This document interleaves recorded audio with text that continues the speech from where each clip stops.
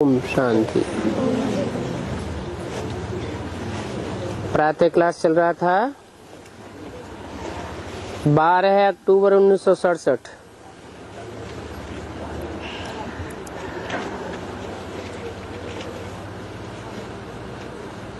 रोज बाबा का कहना है आत्मा समझकर बैठो और बाप को याद करो।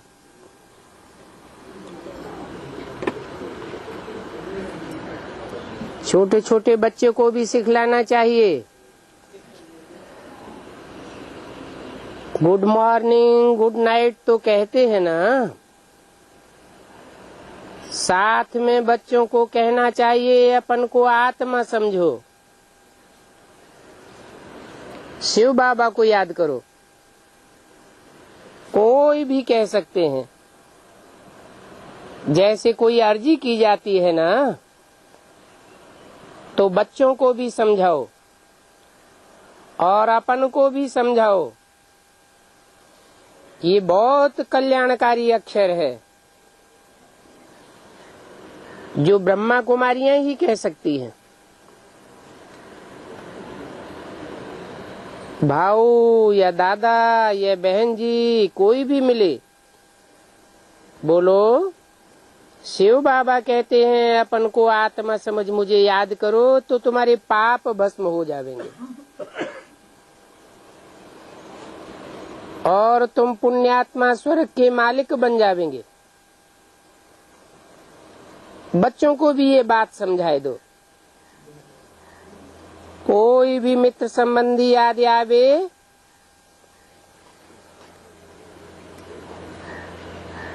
उनको हैंडशिप भी करे और फिर ये भी सुनावे कि यह है सबसे बड़ा गुण, दूसरों को बाप का परिचय देना। गीता जो पढ़े हुए होंगे उनको भी बहुत अच्छा लगेगा, समझ जावेंगे। भगवान शिव कहते हैं तो ऐसी ऐसी बातें अपने पास नोट कर दो। जो भी मिले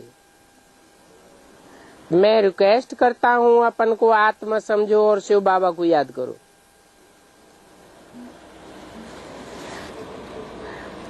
वो ऊंचते ऊंच पतित पावन है। 60 में ऐसे बताओ जिससे पुराना अर्थ निकल जाए।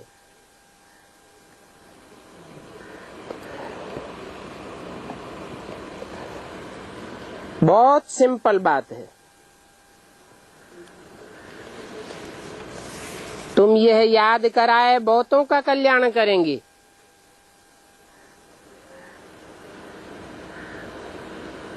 स्कूलों में भी भाषण पर तुमको बुलाया जाता है,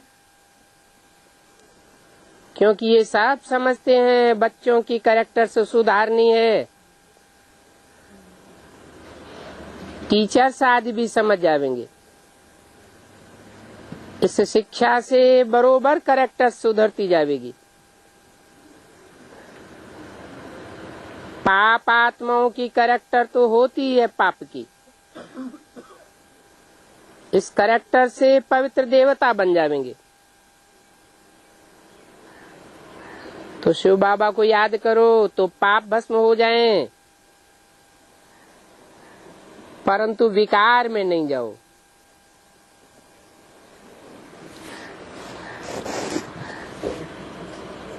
विकार में जाने से याद आना बंद हो जाती है। जब भी भाषण आदि पर जाते हो तो ये मुख्य शिव बाबा का ईश्वरीय मंत्र दो, बाकी और सभी हैं आसुरी मंत्र। और ये ईश्वरीय मंत्र एक ही बार मिलता है, फिर आधा कल्प ये मंत्र मिलना बंद हो जाता है।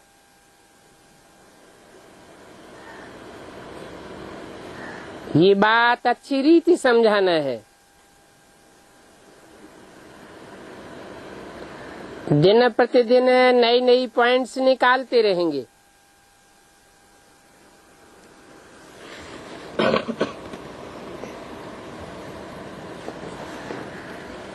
आज भी बाबा का ख्याल चल रहा था, ये राधा बच्ची बाबा के पास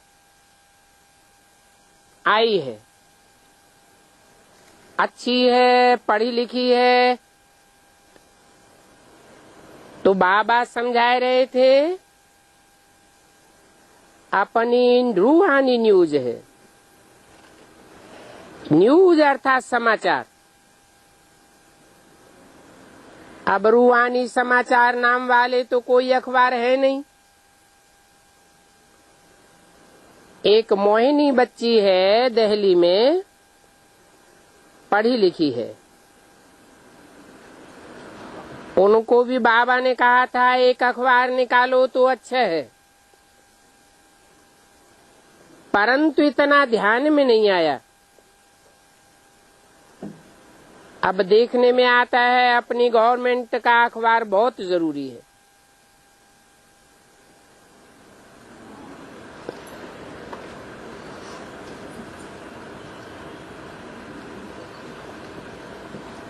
गॉडली यूनिवर्सिटी तो लिख नहीं सकते,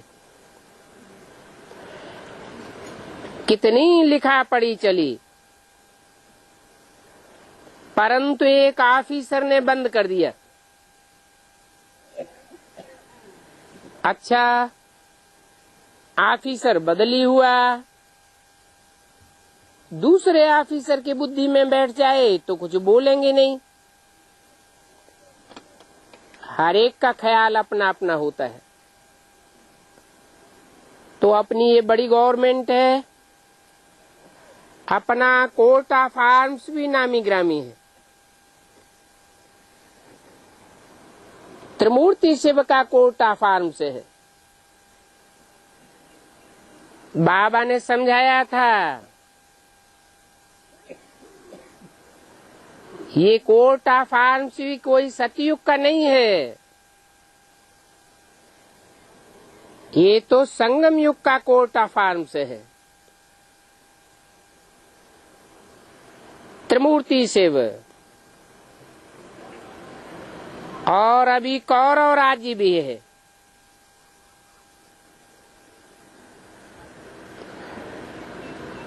पांडव भी है। शास्त्रवादी तो बड़ी आडंबर की बातें बैठ सुनाते हैं। अभी राजा रानी तो कोई है नहीं, प्रजा के ऊपर पंचायती राज्य कहा जाता है। पांडवों को भी राज्य नहीं है, कांग्रेस गवर्नमेंट है तो पांडव गवर्नमेंट भी ठहरी। तो अपनी रूहानी न्यूज में अच्छी रीति डाल सकते हो। 5-10 हजार कापियां अखबार की निकालें और बड़ों बड़ों को फ्री भेज सकते हो, इसमें हर्जा थोड़े ही है। परंतु बच्चों का आज उन्हें इतना दिमाग खुला नहीं है।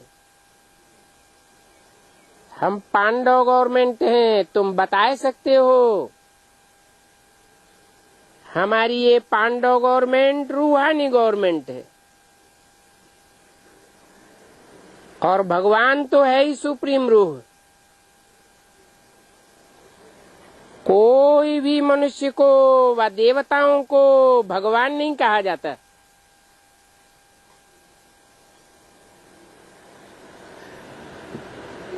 मनुष्य को भगवान क्यों नहीं कह सकते?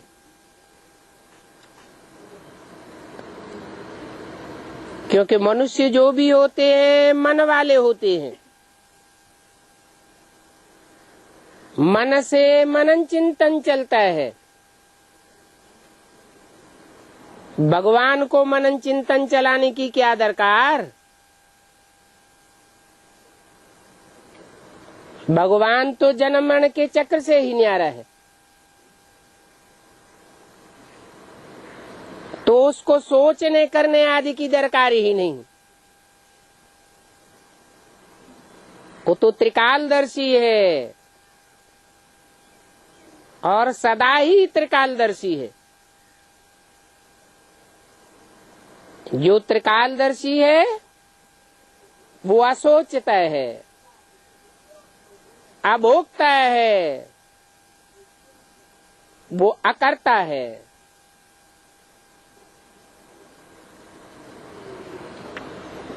कर्मेंद्रियों से कोई भी कर्म करते हुए नहीं करता।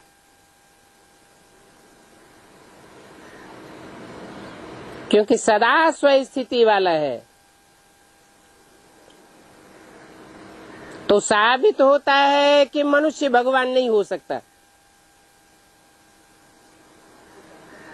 अगर कोई मनुष्य है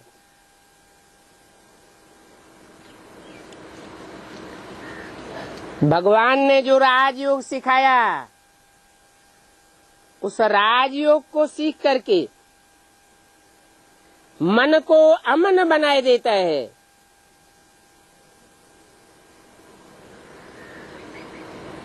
आत्मा को निराकारी बनाए देता है,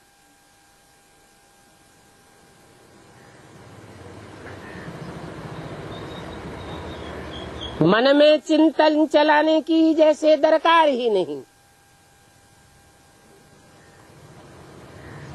तो वो सिर्फ एक ही आत्मा है।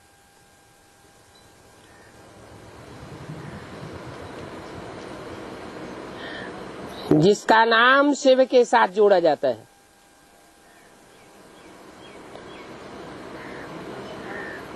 शिव का नाम शंकर के साथ जोड़ा जाता है।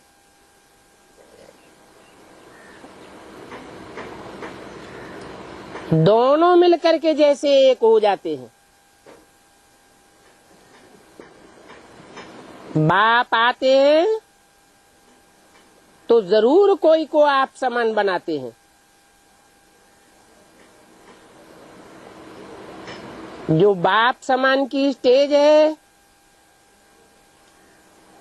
वो और बच्चों की नहीं हो सकती। बड़े भाई को भी बाप समान कहा जाता है। अगर बाप की जिम्मेवारी उठाता है तो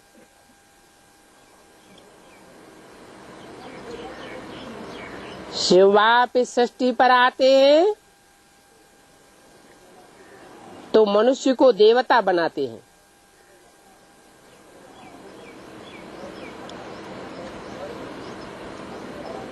परंतु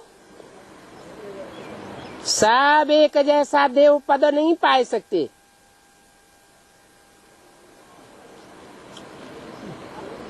देवताओं में भी नंबरवार पुरुषार्थ अनुसार होते हैं। जो देवताओं में महान देवता है उसे महादेव कहा जाता है। जिसके द्वारा मनुष्यों को देवता बनाते हैं। जैसे ब्रह्मा के द्वारा ब्राह्मण बनाते हैं, देवता के द्वारा देवता बनाते हैं। इंजीनियर बनावेगा, डॉक्टर बनावेगा, स्वयं देवता होगा तो दूसरों को देवता बनावेगा। परंतु भगवान जिसे निराकार निरंजन कहा जाता है, निराकारी निर्विकारी निरहंकारी कहा जाता है, सदाशिव कहा जाता है, वो भगवान जब इस सृष्टि पर आते हैं तो पहले पहले भगवान आकर के भगवान भगवती बनाते हैं।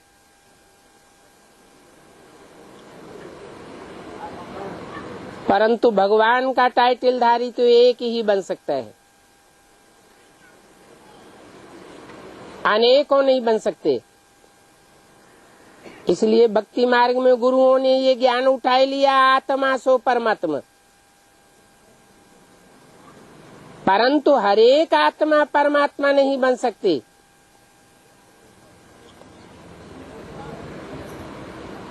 परम शब्द सिर्फ एक के लिए यूज होता है। ऐसी ऐसी बातें तुम क्लियर करके लिख सकते हो।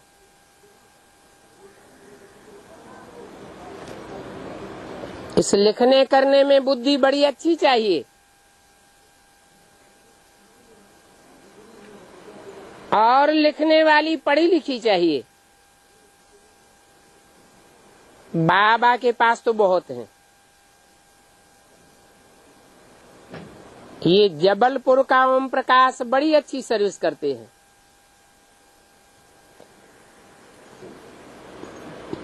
दिन प्रतिदिन बच्चे होशियार होते जाते हैं। जैसे पटना में जनक है, राज है, पुष्पाल है। बच्चियों ने सर्विस को अच्छा उठाया है। पुरानी जो बच्चियां थीं उनमें इतना दम नहीं था सर्विस को उठाने का। कोई चढ़ते हैं तो कोई फिर उतरते भी हैं। ग्रहाचारी तो सब बच्चों को आती है। ये है सच्ची सच्ची कमाई। बच्चे खुद लिखते हैं, बाबा माया के तूफान बहुत आते हैं।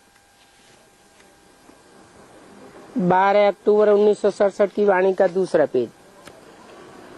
तूफान बहुत आते हैं तो खुशी कम हो जाती है, क्योंकि माया से हार खाते हैं। ग्रहाचारी बहुत करके बैठती है।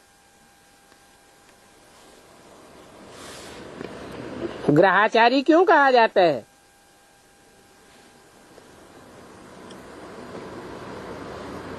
नौ ग्रह कहे जाते हैं। नौ ग्रह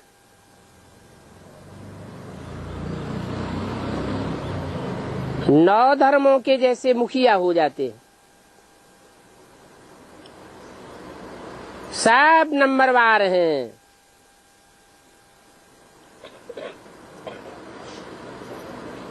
अच्छे ते अच्छी ग्रहाचारी बृहस्पति की है और बुरे ते बुरी ग्रहाचारी राहु की है। बाकी नंबरवार हैं। तो ग्रहाचारी का अर्थ क्या है? ग्रहाचारी का अर्थ ही है कोई न कोई ग्रह के आचरण में रहना।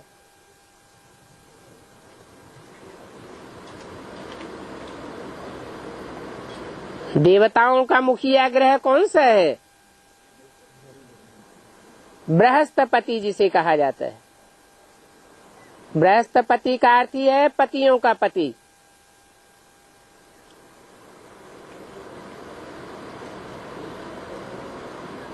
ग्रहाचारी सबको लगती है। कोई को श्रेष्ठ ग्रह की ग्रहाचारी लगती है, उसके आचरण में आते हैं, संग के रंग में आते हैं। कोई फिर भ्रष्ट के संग में आ जाते हैं।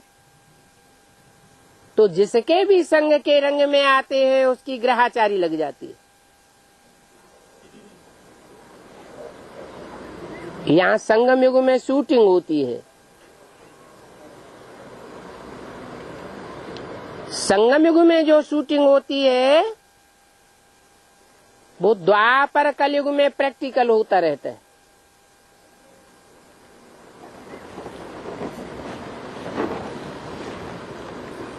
जिनको लंबे समय तक बृहस्पति की ग्रहाचारी लगती है वो द्वापर कलयुग में लगातार जो पतियों का पति पार्ट बजाने वाला बाप है मनुष्य सृष्टि का, उसके संग के रंग में रहते हैं।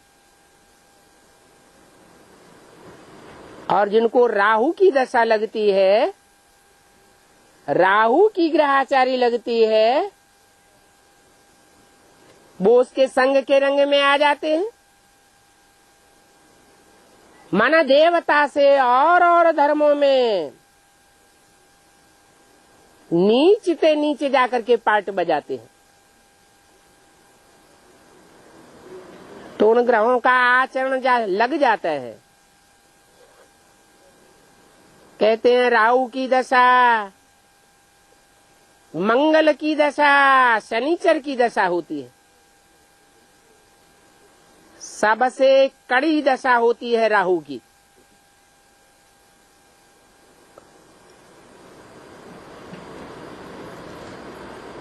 विकार में जाते हैं तो फिर राहु की दशा बैठ जाती है।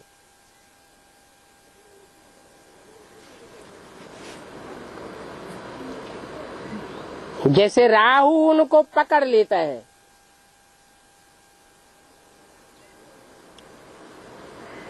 अच्छी तरह संग के रंग में लाता है।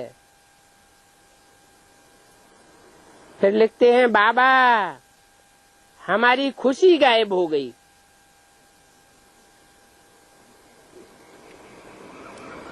धंधे में इतना टोटा पड़ गया।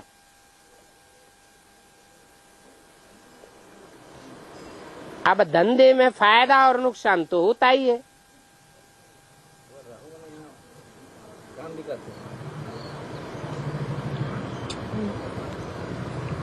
जो अति व्यभिचारी बनते हैं उनका जो मुखिया है वो कहा जाता है राहु।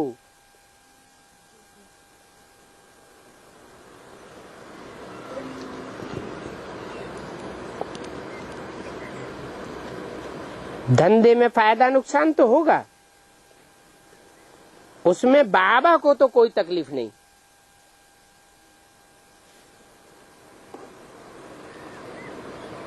और इसमें आशीर्वाद की भी बात नहीं रहती। कोई सोचते हैं बाबा आशीर्वाद करो तो हमारी अवस्था सुधर जाए। अरे ये तो पढ़ाई है। जो जितनी पढ़ाई पढ़ेगा ज्ञान की बातों में होशियार बनेगा। अपना भाटा घाटा अपने आप देखना है। बाप तो आते हैं पढ़ाई पढ़ाने,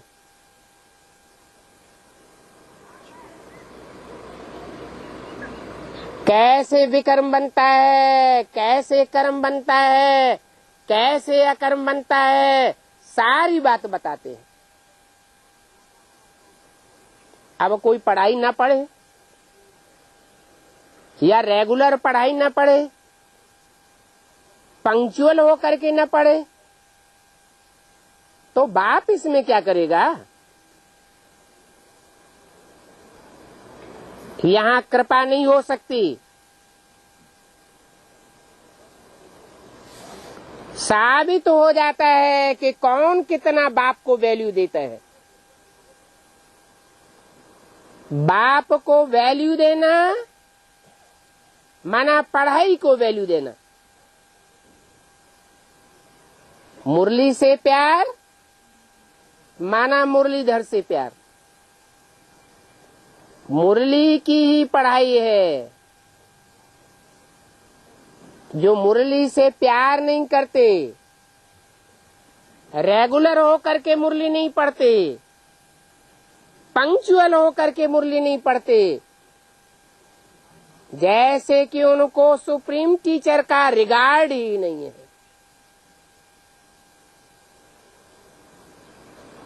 तो कृपा की बात नहीं है। ये ड्रामा है ना, ड्रामा अनुसार पार्ट बजाया जाता है। बाप कहते हैं मैं भी पार्ट बजाने आता हूँ।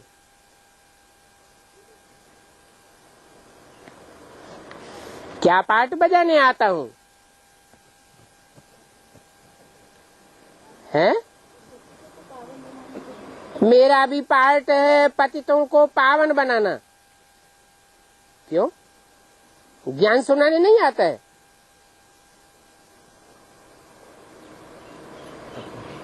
ब्रह्मा के तन में आया क्या ज्ञान नहीं सुनाया? लेकिन बहुत ही नीचे गिरते हैं। ज्ञान तो सुनाया,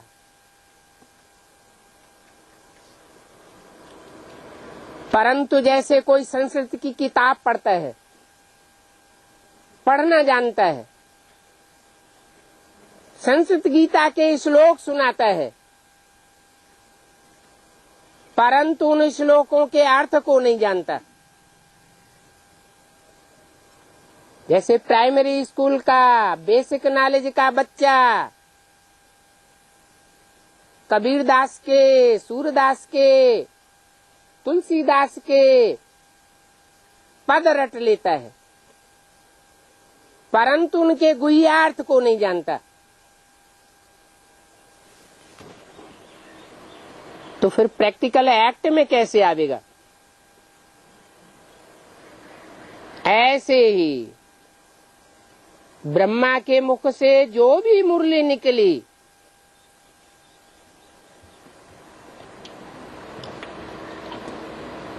वो मुरली जैसे कि गीता माता है, परंतु वो गीता माता पतित पावनी नहीं है। वो गीता ज्ञान अमृत नहीं है, जिससे देवताएं अमर बन जावे। अमर तब बनते हैं जब उन महावाक्यों का गहराई से अर्थ समझें,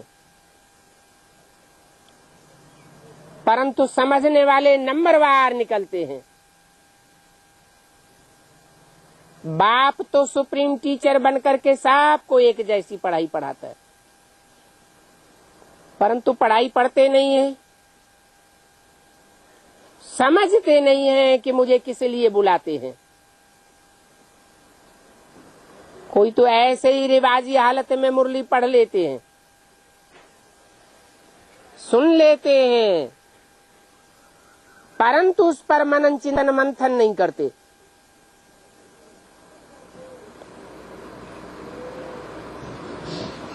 जो सुनते हैं, मंथन नहीं करते हैं, तो दूसरों को क्या समझावेंगे? वही रटी हुई बातें दूसरों को सुनाते रहेंगे।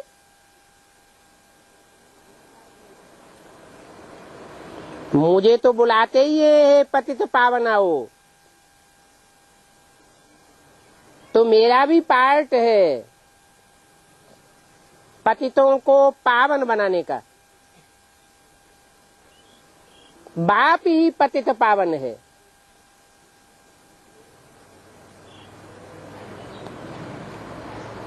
आकर के सबको पावन बनाते हैं।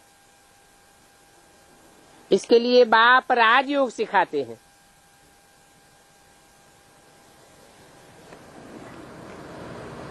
इस राजयोग सीखने में गुण भी अच्छे चाहिए।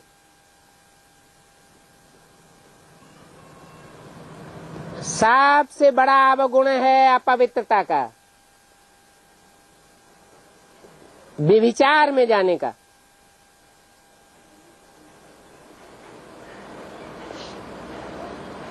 अच्छे से अच्छा गुण है पवित्रता को धारण करना। आप भी विचारी बनना, मेरा तो एक दूसरा न कोई।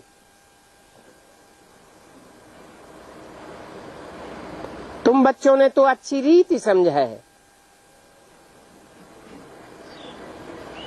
जो कैरेक्टरलेस होते हैं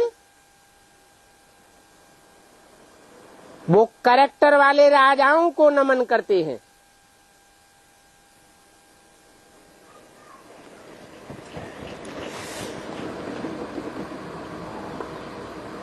जिनके कैरेक्टर खराब होते हैं उनके सामने जाकर कोई नहीं झुकते।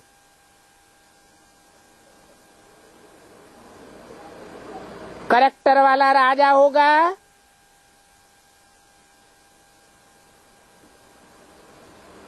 लड़ाई पर जावेंगे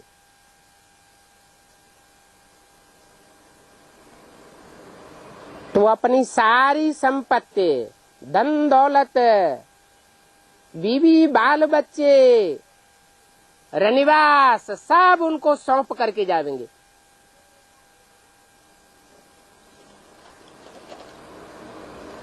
कैरेक्टर की कितनी कमाल है। बाबा ने कहा था ये चित्र भी बनाओ।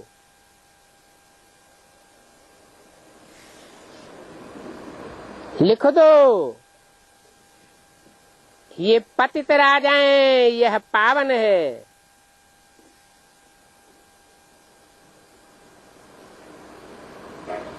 अभी शूटिंग हो रही है, सब पता पड़ जाएगा।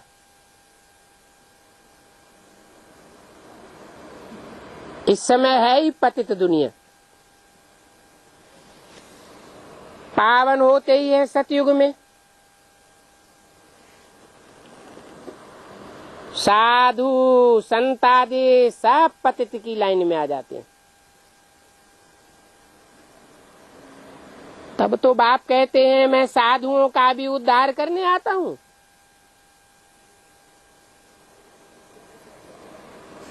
उनकी रक्षा करने आता हूँ। परित्राणाय साधूनाम।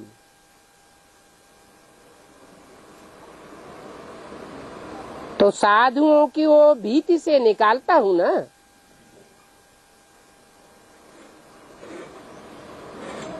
ये है ही पतित दुनिया। यहाँ सब भ्रष्टाचार से पैदा होते हैं।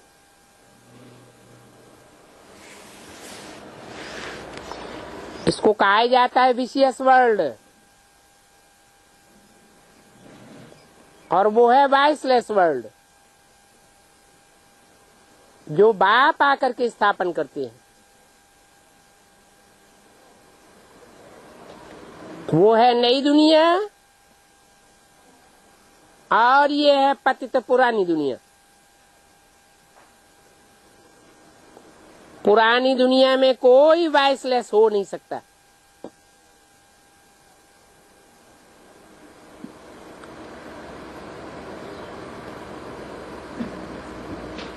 जो पावन बनते हैं उनके लिए नई दुनिया चाहिए। पतित दुनिया में कोई पावन नहीं होते और पावन दुनिया में कोई पतित नहीं होते।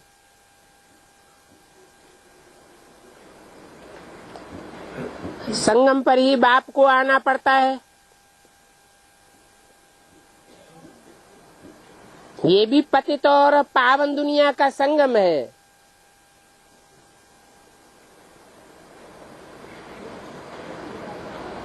तो नरक की दुनिया के बीच बाप आकर के स्वर्ग का वर्षा देते हैं। तो संगम हुआ ना।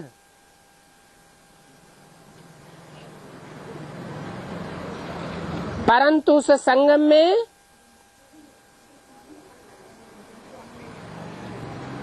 पुरुषार्थ करने वाली आत्माओं में कौन अव्वल नंबर है, कौन 2 नंबर है और कौन 3rd क्लास है, वो साफ पता पड़ जाता है। उत्तम ते उत्तम का पता पड़ जाता है। इसलिए इसको कहा जाता है पुरुषोत्तम संगम युग। तो बच्चों को ऐसे ऐसे ख्याल करना चाहिए कि हम अपनी अखबार कैसे निकालें, अपनी कमेटी भी बहुत मीठी होनी चाहिए।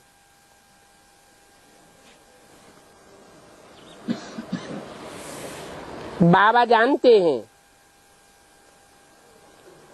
कई बच्चियां बहुत अच्छी सर्विस कर रही हैं। जो अच्छी सर्विस नहीं करते हैं वो आपस में मतभेद में आते रहते हैं। ये मतभेद बहुत खराब है। मतभेद में आकर के राजाओं ने राजाई गंवाई दी। तुम्हें तो एक मत पर चलना है। एक को न पहचानने के कारण, ऊंच ते ऊंच बाप को न जानने के कारण श्रीमत पर नहीं चलते हैं, श्रीमत की परवाह नहीं करते हैं, फिर मतभेद में आ जाते हैं।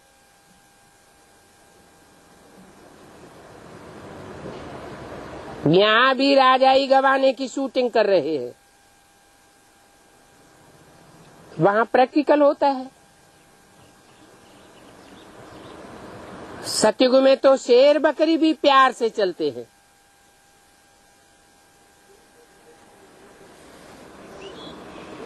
उनमें भी कोई मतभेद नहीं होता। यहाँ तो देखो कितना मतभेद हो जाता है।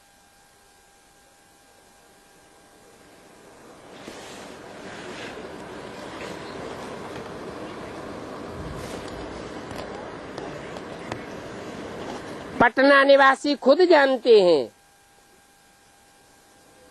आगे बहनों की आपस में नहीं बनती थी।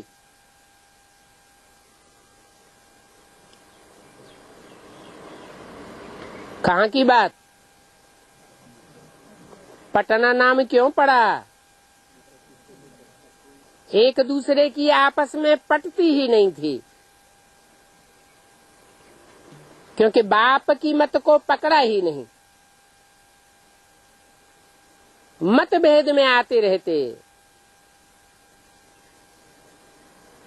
बातचीत करने की भी रॉयल्टी नहीं रहती। अनपढ़ ही है ना। बड़े आदमी से भी तुम कह के बात करती है। पति को भी तुम तू कह देगी।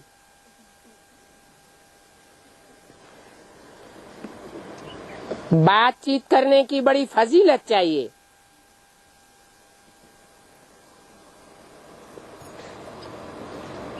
परंतु वो बात आती ही नहीं। क्यों नहीं आती? पति को भी तू करके बात करती है। इससे क्या साबित होता है?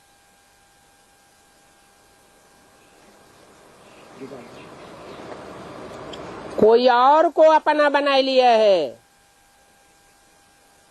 कैरेक्टर खराब हुआ पड़ा है।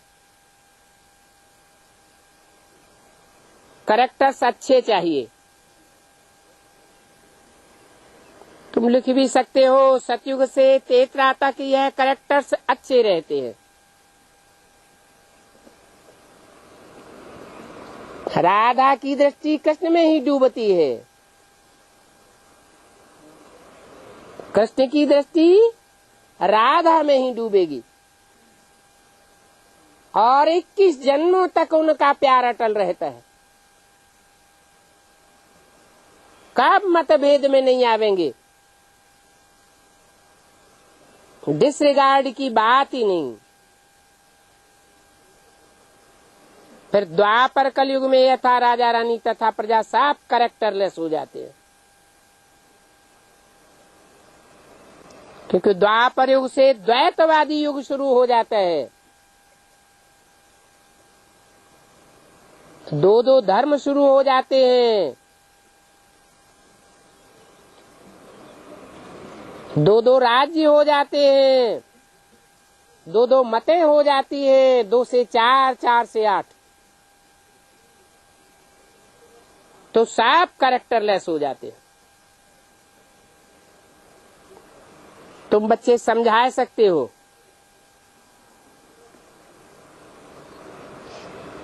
तुम्हारा सेंटर गलियों के अंदर नहीं होना चाहिए।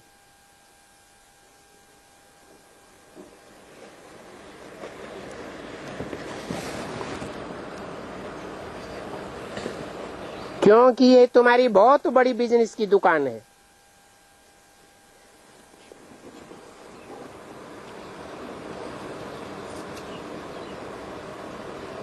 बल करके माताओं को वहां आना जाना सहज होता है,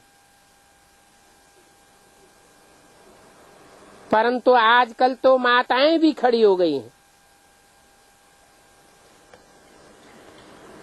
जहां तहां खुले रीति जाती हैं। और तुम्हारी तो है रूहानी दुकान, जिसमें ज्ञान रत्नों का सौदा मिलता है। जिनका इस दुकान से कनेक्शन होगा, आस्ते आस्ते उन्हों की बुद्धि का ताला खुलता जाएगा। बाप से वर्षा लेने का पुरुषार्थ करने लग पड़ेंगे।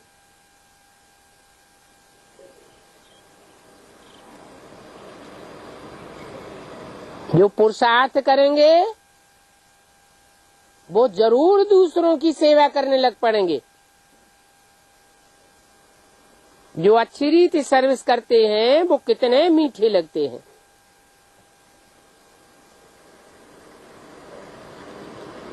दूसरों की सेवा करने वाले जरूर अच्छी पढ़ाई पढ़ते होंगे।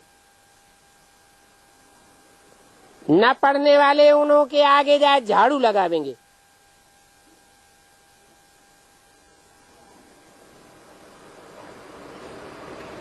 कहाँ झाड़ू लगावेंगे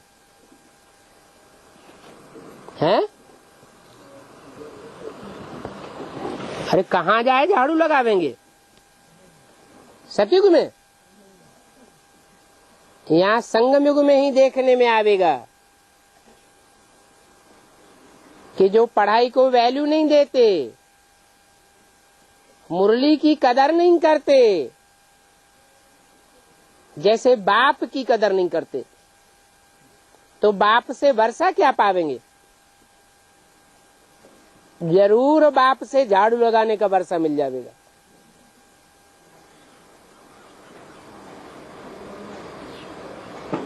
तुम जानते हो सर्वसेबुल ही दिल पर चढ़े रहते हैं।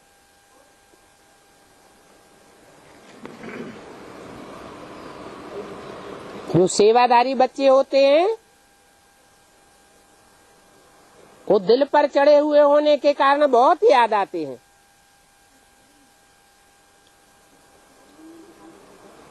तुम जानते हो ये हमारी राजधानी स्थापन हो रही है।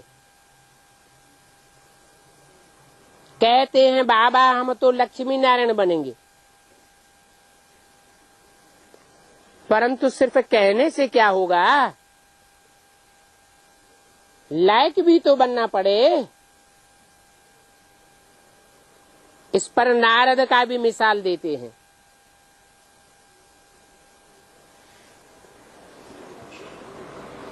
कहाँ नारद और कहाँ नारायण? नारद क्या करता था? नाम पड़ गया नारद। नार माना जल, अर्थात ज्ञान जल तो देता था, लेकिन खुद धारण नहीं करता था। दूसरों को कहता था चलो बैकुंठ, चलो बैकुंठ, खुद नरक की दुनिया में ही डोलता रहता था। शीशे में चेहरा देखा तो बंदर का चेहरा दिखाई पड़ा। अब नारद एक तो नहीं है। ऐसे ज्ञान सुनाने वाले नारद बहुत हैं। औरों को सुनावेंगे, खुद धारणा नहीं करेंगे। ऐसे बहुत है ना। इनको क्या कहेंगे? बोलना एक और करना दूसरा। कथनी करनी एक नहीं होती है। तो नारायण बनेंगे क्या?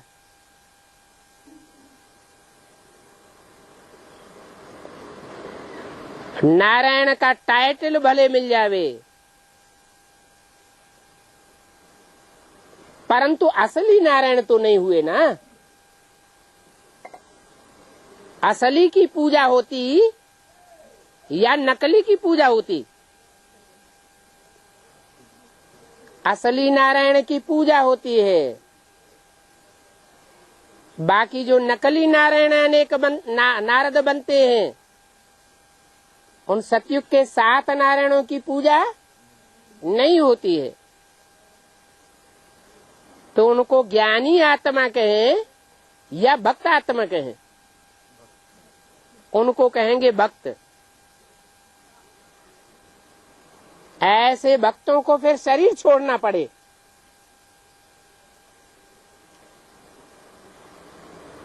किनको शरीर छोड़ना पड़ेगा? भक्त कौन है? बस 7 नारायण भक्त हैं और हम तो पक्के ज्ञानी हैं। जो कहते हैं कुछ और करते हैं कुछ और, दूसरों को ज्ञान सुनाने में बड़े एक्सपर्ट, खुद अंदर जानते हैं कि हम कर नहीं सकते। इतने ढेर भक्त हैं तो सब नर से नारायण बनेंगे क्या?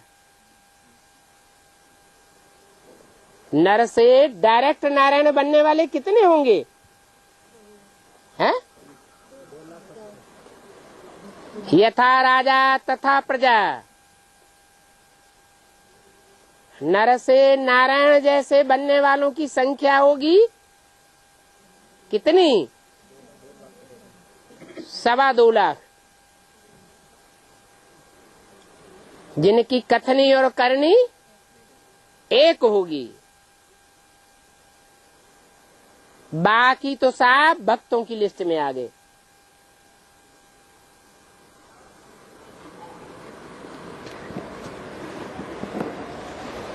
लक्ष्मी और लक्ष्मी समान।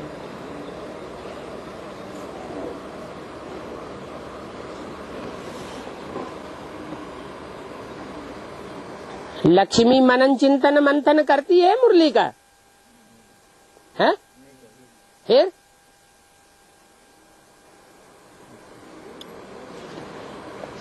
जो दूसरों को सुनाना है, पहले खुद समझना है कि पहले दूसरों को सुनाना है?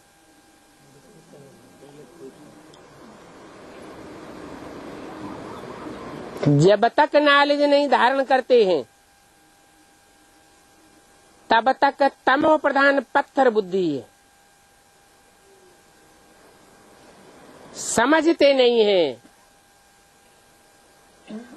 सिर्फ भगवान ने ही ये राजयोग सिखाया था।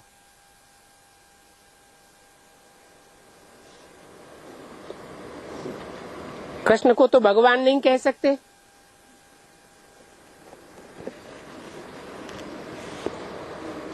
ब्रह्मा विष्णु शंकर को भी भगवान नहीं कह सकते। क्यों? ब्रह्मा में शिव भगवान का प्रवेश नहीं होता क्या?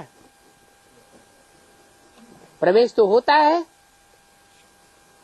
फिर भगवान क्यों नहीं कह सकते? उनका भी जो अंतिम पुरुषार्थ था, अंतिम घड़ी का, उस अंतिम घड़ी के पुरुषार्थ में असोचता बना क्या?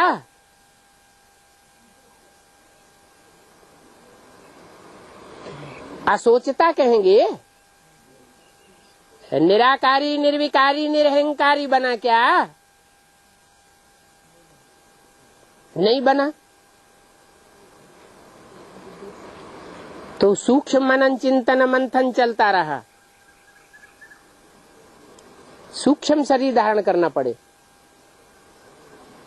भगवान सूक्ष्म वतन में आता है क्या? सूक्ष्म शरीरधारी बनता है क्या?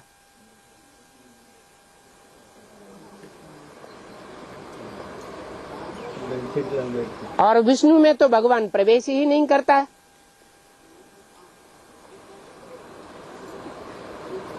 शिव भगवान विष्णु में प्रवेश करता है क्या?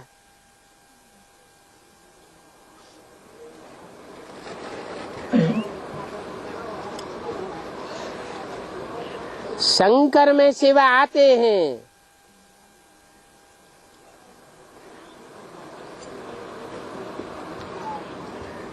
परंतु शंकर को भी भगवान नहीं कहेंगे। क्यों नहीं कहेंगे?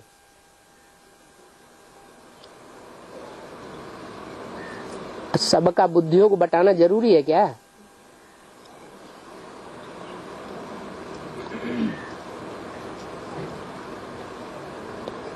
शंकर को भगवान क्यों नहीं कहेंगे?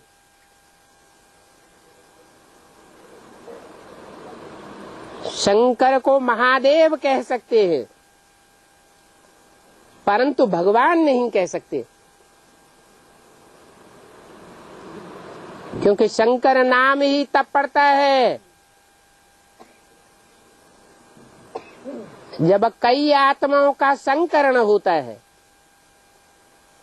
एक ही पार्ट में,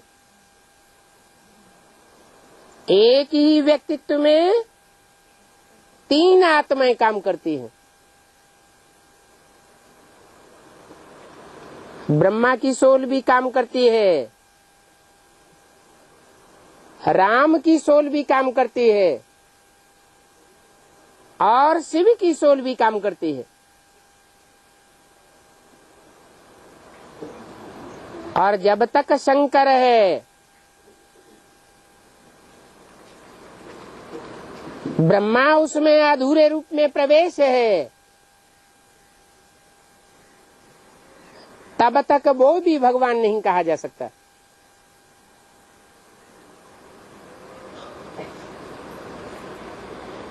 क्योंकि कुछ न कुछ मनन चिंतन मंथन चलता रहेगा।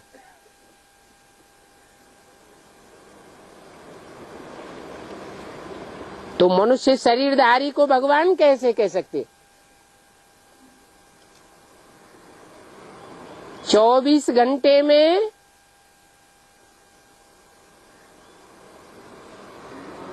अगर थोड़ा समय भी शरीर में बुद्धि धरी हुई हो तो उसको भगवान कहेंगे कि देहधारी कहेंगे? देहधारी कहेंगे।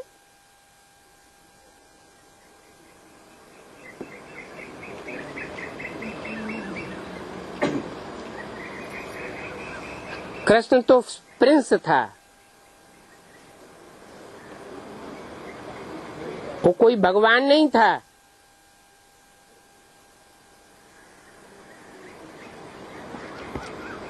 फिर स्वयंवर बाद लक्ष्मी नारायण बन करके राज्य करके गए।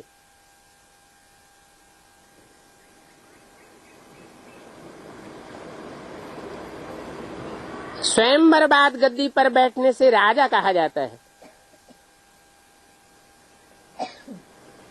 प्रिंस को तो राजा नहीं कहेंगे।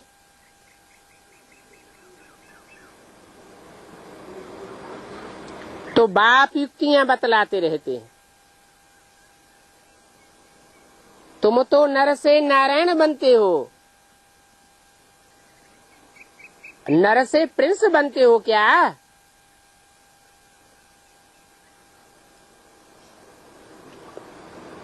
पहले पहले कोई से भी मिलो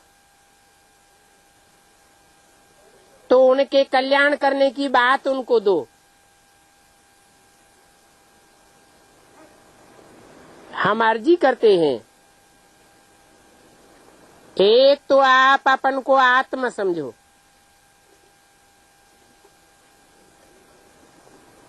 अपनी देह को भूलने की प्रैक्टिस करो। अपनी देह को भूलेंगे तो देह के संबंधियों और पदार्थों को भी भूलेंगे। दूसरी बात, अपन को आत्मा समझो। और शिव बाबा ने कहा कि मुझे याद करो। कितनी बातें हुई? 3 बातें। पहली बात क्या? अपनी देह को भूलो, उसके लिए प्रैक्टिस करो अपन को आत्मा समझने की। अपन को आत्मा समझ करके आत्मा के बाप परमात्मा बाप को याद करो। बाप कहते हैं मैं सर्व का पतित पावन हूं। सर्व माना क्या?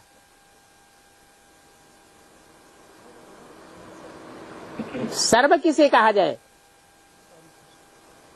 सर्व माना सारी सृष्टि।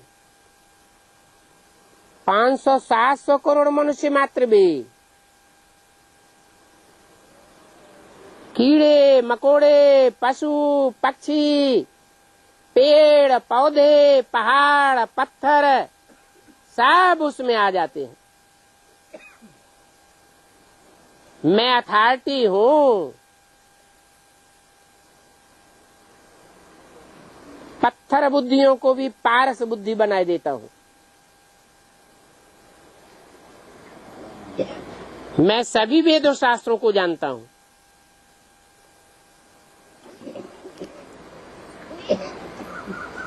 मुझे वेद शास्त्र आदि पढ़ने की भी दरकार नहीं।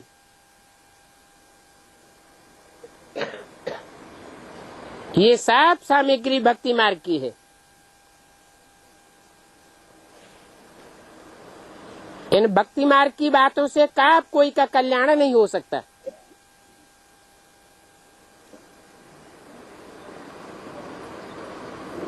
इसलिए मनुष्यों की लिखी हुई गीता में भी कह दिया,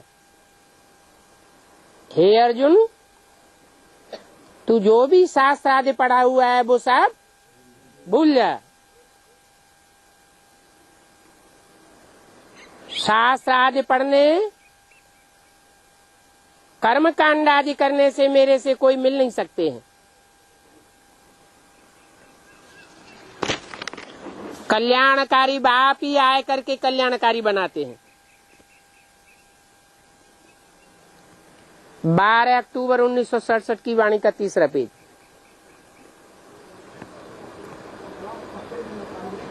कल्याणकारी बाप के बच्चे भी कैसे होंगे? कल्याणकारी होंगे। कोई का भी अकल्याण करने वाले नहीं होंगे। अगर एक का भी अकल्याण करने की वृत्ति है, भले वो दुश्मन है, दुश्मनी करता है, तो विश्व कल्याणकारी बाप के बच्चे नहीं कहे जा सकते। जैसे बाप कल्याणकारी है वैसे तुम भी कल्याण करते रहो। पहली बात ही ये है, बाप का नाम ही है शिव कल्याणकारी। तो बच्चे भी कैसे होंगे? जो बाप की रगों में खून होगा वो बच्चे में भी वो खून आवेगा जरूर। ओम शांति।